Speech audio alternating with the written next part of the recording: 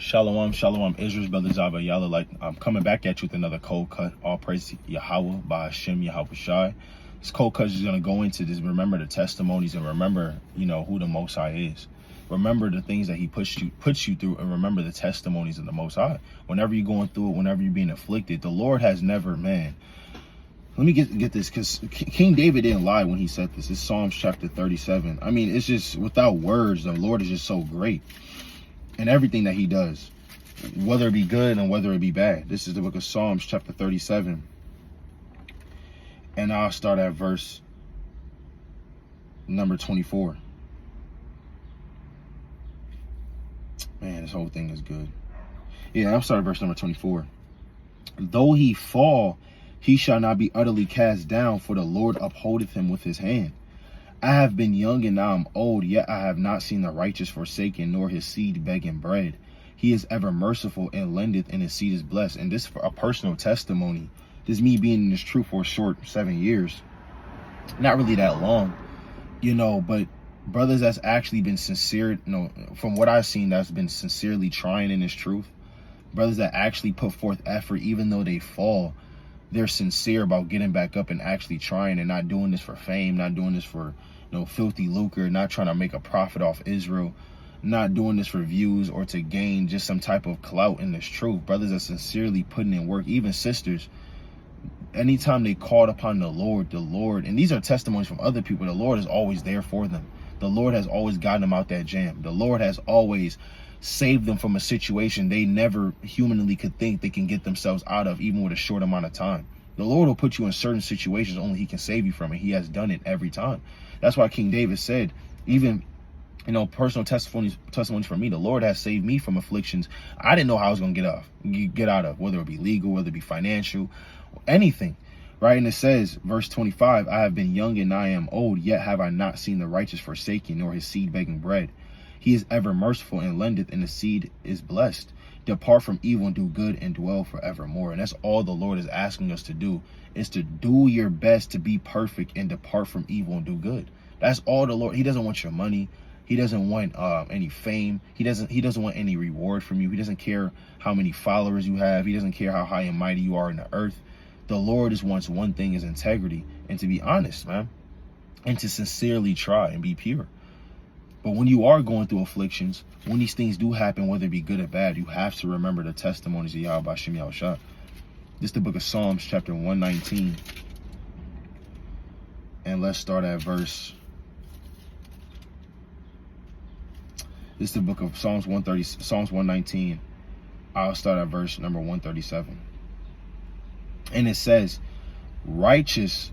I start at verse 125 and I'm going to jump down. Start at verse 123. Man. Mine eyes fail for thy salvation, and for the word of thy righteousness. Deal with thy servant according unto thy mercy, and teach me thy statutes. I am thy servant, and give me understanding that I may know thy testimonies. And when you go into the word testimonies, it means witnesses.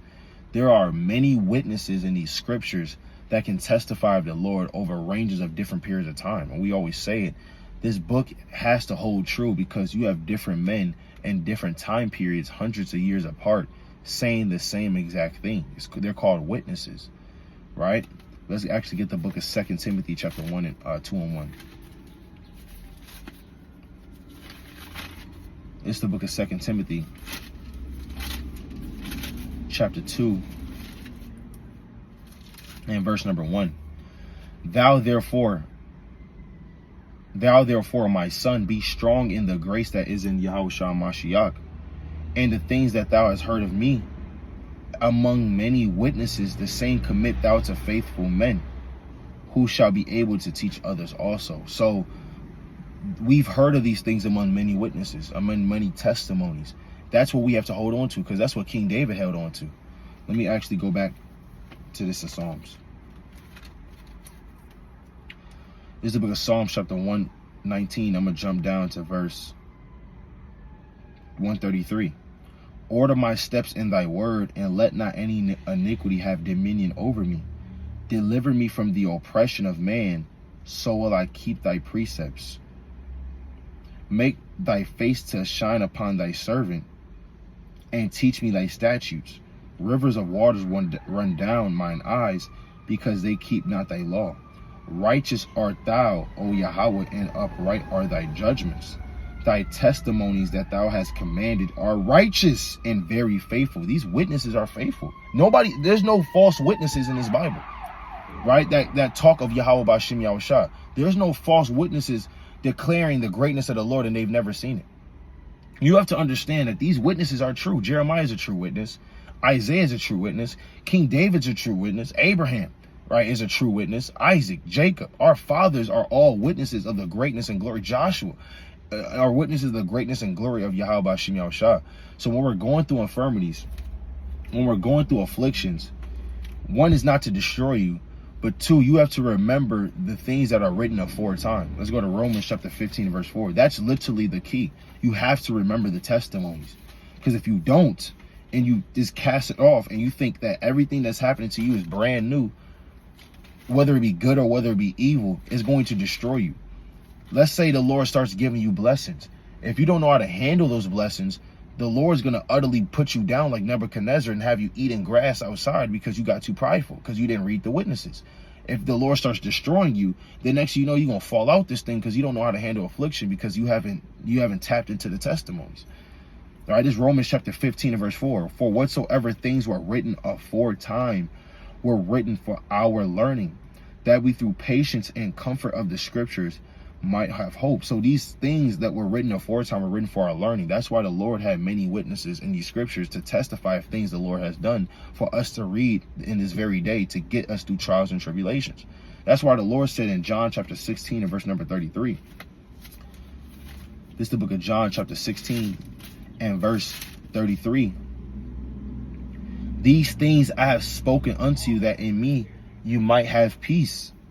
In the world you shall have tribulation, but be of good cheer. I have overcome the world. So the Lord has already spoken these things through us so we can overcome the world. But we have to read these things. We have to read the lives of the disciples, the life of Yahweh Shah. We have to read the life of the apostles. We have to read the life, of the prophets. We desire to be prophets. The things that the prophets went through just for their nation. Ezekiel's wife died. Isaiah had to walk naked for 3 years. Ezekiel laying on the side these amount of days, and his other side X amount of days. I mean, it's a lot. Hosea taking a wife that's a heartless. You have to read these witnesses and understand, one, how good we have it now, but two, the afflictions that we're going through, how to handle that, man. That's why these things were written. Let's go to 1 Corinthians 10 and 11. This 1 Corinthians chapter 10 and verse 11. Now all these, that's the spirit. Now all these things happen unto them for examples, and they are written for our admonition, upon whom the ends of the world are come. The ends of the world are come upon us in this generation. We're living in literally the last parts of the end of the world, like the last damn near millisecond, man. All hell can break loose at any point in time, and we always say that, but it's really true. When you look at the course of the world and the course of the scriptures and the timeline, we're literally living in the last end. We're at the edge of damn time on this earth, man. Pushing closer and closer to World War III. These things were written for our admonition, our warning. That's what it means, warning. Right? And these things are happening to our forefathers as an example. So it's best in our interest if we hold on to these testimonies, we hold on to these witnesses, so we can understand how to handle these different things and how to handle these different situations that the Lord, and these trials that the Lord puts us through. We have to understand that, because if we don't, it's only going to destroy us in the meantime. Let's actually go to the book of Sirach, chapter 51, or Sirach chapter 50.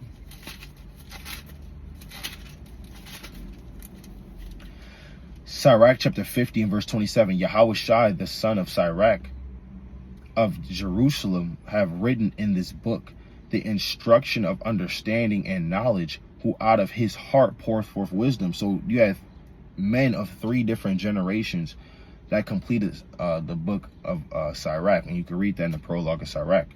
And it says, blessed is he that shall be exercised in these things, and he that layeth them up in his heart shall become wise. For if he do them, he shall be strong to all things, for the light of the Lord leadeth him. who giveth wisdom to the godly. Blessed be the Lord forever. Amen. Amen. And how are we supposed to get wisdom? Based off what these men wrote, based off their testimonies, based off what they seen, what they experienced, how great the Lord was, based off the history, the records, the accounts. These things were written for us to exercise these things to gain wisdom. The Lord could have never gave us this book and just said, live righteously. As soon as we come into the truth, all you hear is live righteously in your ear. And now you're held to live righteously. You don't know where to go. You don't know what direction. You don't know who did it before you. You don't know how it goes. You don't know the game plan. The Lord laid everything out based off the blueprint of other men. So we have to take these witnesses, apply them to our lives, exercise ourselves in these things so that we may gain forth wisdom in Yahweh Shem Yahushua, and then ultimately at the end give all glory and honor and praise to his name. With that, I'd like to give all honor and glory and praise to Yahweh in the name of his son Yahushua, and bid him mighty strong. Shalom.